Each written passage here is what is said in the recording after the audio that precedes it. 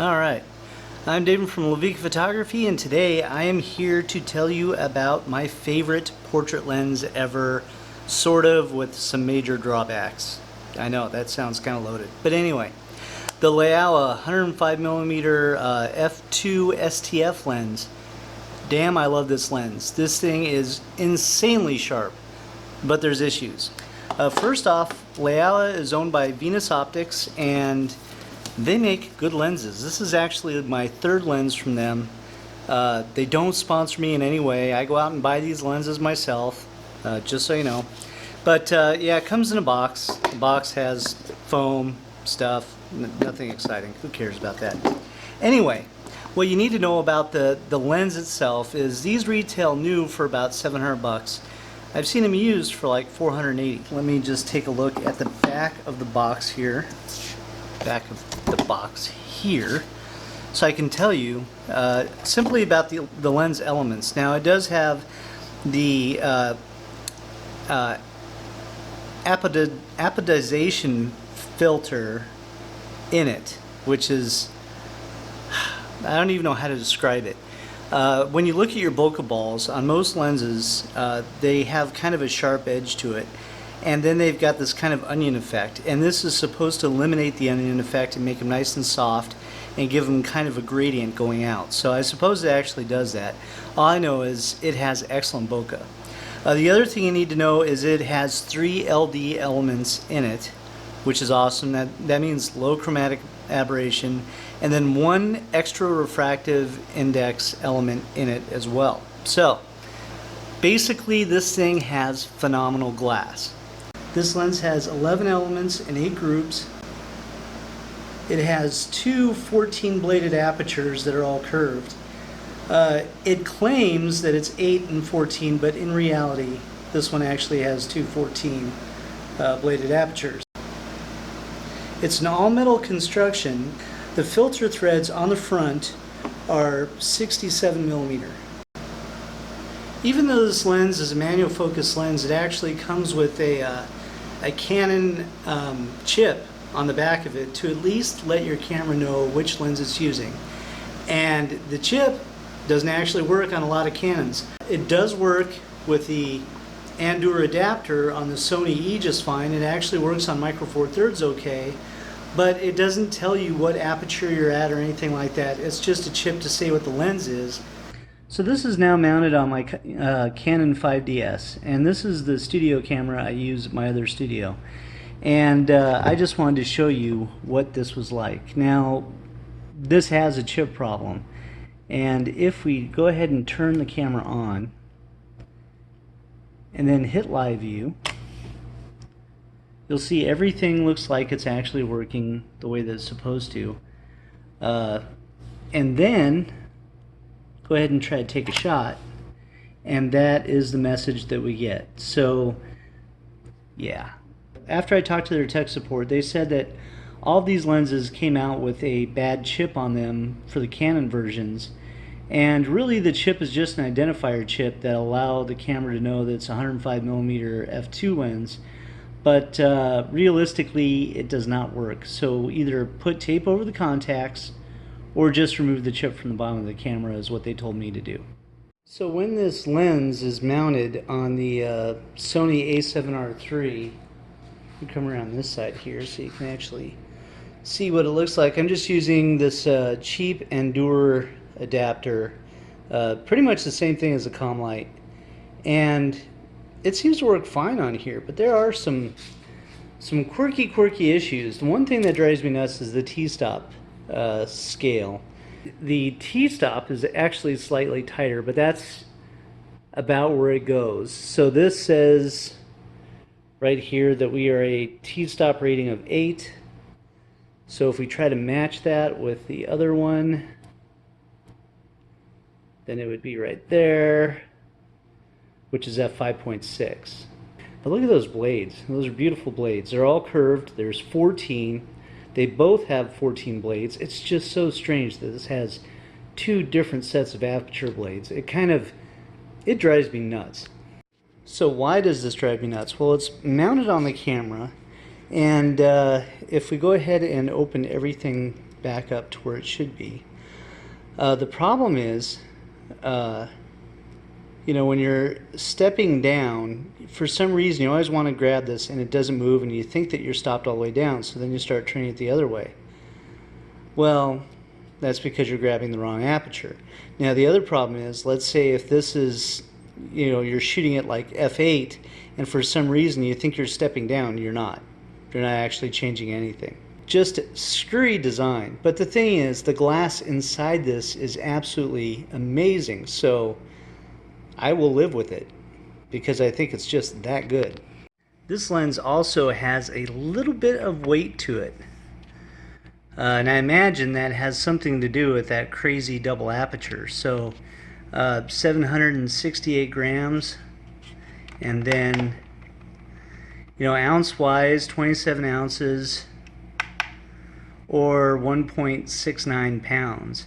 And once the adapter's on there, add a little bit more to that, and let's just nudge that over and put that on there, and now you're talking 2 pounds.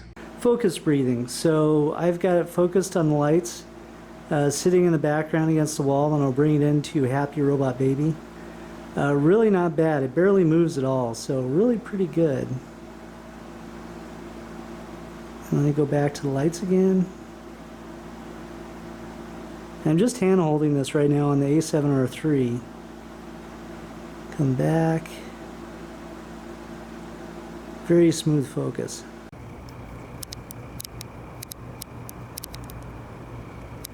Alright, so I'm outside and we're checking out the sun behind here.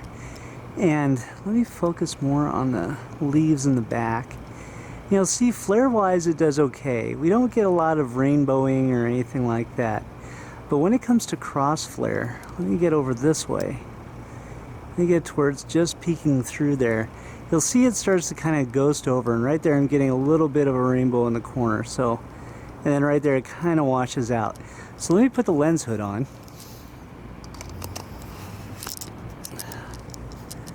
Alright, there we go. And same thing, I'll use the same spot and I'll come across it, and you'll see that now it's pretty well resolved. That's about the worst that it's going to get.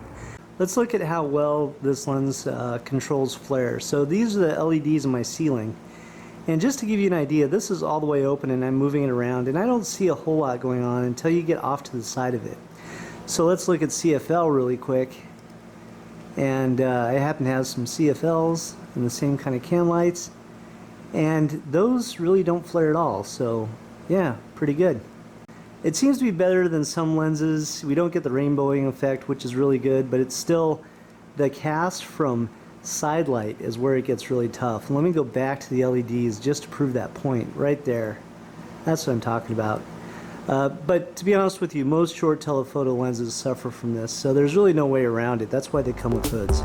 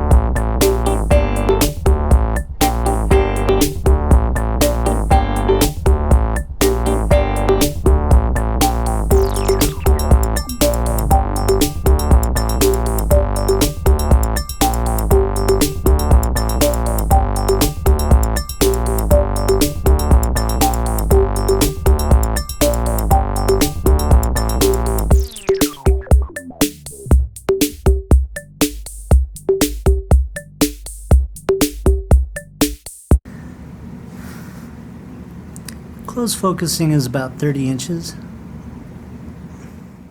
30 inches is just enough for pet photography or video. Cody, why are you so lazy? At a client's house right now, and it just so happens that he has the Sony 100mm STF GM OSS on his camera, and he's also shooting an A7R III, and today I'm giving him a training lesson on Godok's equipment. So I just want to let you know that what is the difference between the two. Well, this one's actually kind of cool because I got to shoot with this a little bit, and it has a focus lock on it. The button can be reprogrammed for eye focusing, and of course you have this lens is stabilized, so you can add stabilization to your setup, or you can go AF manual focus switch right here, and this thing does actually meter at 5.6. And the other thing I wanted to let you know about is, let me turn the camera on here really quick. Just to give you an idea, right now the lens is actually pretty much open, and this is T5.6, and I tell you right off the bat it's T5.6. On the camera, I have this stop down, one stop right here, or a half a stop. And so on the back of the camera, you can see it says f6.3, is not saying f2.8. So this is giving you the true T-stop rating versus what the f-stop would be. So even though it says f2.8, it'll never actually register f2.8. And so far I like the image quality of this lens. We've been using it quite a bit, and I have to say it's pretty good. It has that Sony look. I will shoot a couple of images outdoors just so you can see what they look like between the two. Alright, let's check out some images. On the right we've got the Sony, and on the left we've got the Laowa. And you can see the Sony is actually a little bit warmer. And if I zoom in here, you'll notice that if you look at the blurry background in the back, the Laowa is just a little bit softer. And that's because it's all the way open at f2, and the Sony is all the way open at f2.8. If we zoom in here and look at some detail, you'll be able to see that the Laowa is just a little sharper in certain areas. And I will tell you that I had to bring up the shadows on this. So, you know, I had to do a little bit of adjustment just so you guys could see what the detail is like in here. But if I zoom all the way out, you can see the blurriness of the background, and the Sony 100mm STF just doesn't quite achieve what the Laowa does. But overall, it's still a really good lens. I'm just surprised at how warm it actually is. Now, if we look at these bushes that I shot outside, these were wide open, and the Laowa just seems to do a little bit better with the separation of background, but the blur of both is still nice. So if we zoom in here and actually look at the detail, you can see right here, like if we really zoom in and look at, say, this flower right here. On the Laowa, it looks a little bit sharper because that's where I was hitting it. But the image overall, I think, actually looks sharper on the Sony, and there's just a little bit more separation of background. But you can see how much softer the blur is on the Laowa. So, you know, realistically, if you're interested in autofocus and you want the 100mm STF, say get it. But it's got a heavy price tag at $1,500 versus $700 for the Laowa. So I'm at a different computer today, and I completely forgot to bring my test data with me to explain this to you guys. But I noticed that photozone.de, which is now Optical Limits, actually tested both the Laowa and the Sony, and I just wanted to show you here what they look like just in their test data, just to give you an idea. So if you look at barrel distortion of the Laowa, there's none. Vignetting, 1.8 stops at f2, and it goes down to half a stop roughly at f2.8 and half a stop at f4 and down from there. And then the resolution, this is where it's really impressive. At f2.8 you're almost at 5,500 lines. Now when I measured my lens, I'm actually at a little over 5,500 lines on this one, and they do vary from lens to lens. And I can tell you that my lens is sharper at f11 than this one was. Mine was more like 4,400, almost straight across the board. So yeah, it kind of gives you an idea. You know, lenses are never exactly the same between each version. But if I show you the Sony, then right here, if we look at the barrel distortion, it has just a little bit of a pin cushion, And then if we look at the vignetting, it has no vignetting at all. I mean, like nothing. And then if you look at the resolution of it, it's really sharp in the center. From wide open, it starts in at f16 and just falls off like crazy. And the chromatic aberrations are actually a little higher on the Sony version as well. So yeah, just keep that in mind. But if you want to check this out, just go to opticallimits.com. And these guys have been around for a really long time. They've got a lot of great test data on lenses. And Lens Tip is also another good one. Pardon me if I'm getting dewy in here, but it's like 83 degrees in here and 111 outside, so it kind of sucks. My studio it doesn't have the best AC system, as you can see or hear it humming in the background. Anyway, let me just sum this up for you. What I have here is the sharpest portrait lens I've ever used. The bokeh is outstanding. The sharpness is amazing. No barrel distortion. Hardly any vignetting. Chromatic aberrations are extremely well controlled, almost down to nothing. So the image quality from this is pretty much perfect, which is the reason why I bought it. I bought it to basically shoot product, artwork, and people in the studio, and that's what I primarily use it for.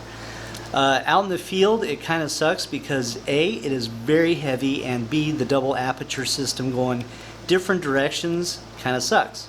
I used it for one wedding and I found it to be extremely frustrating because I kept turning the aperture the wrong way. I always find myself, knowing where open is and then adjusting from there, but it doesn't help if you're grabbing the wrong ring. So, very annoying. Now the other thing that was annoying about this is on the Canon version, obviously the chip doesn't work on my 5DS. Not a big deal, I just tape over it when I use it on that camera and then it works just fine. Anyway, hope you guys liked this video. Give me a thumbs up, leave me a comment, otherwise we'll talk to you guys later. Take it easy. See ya.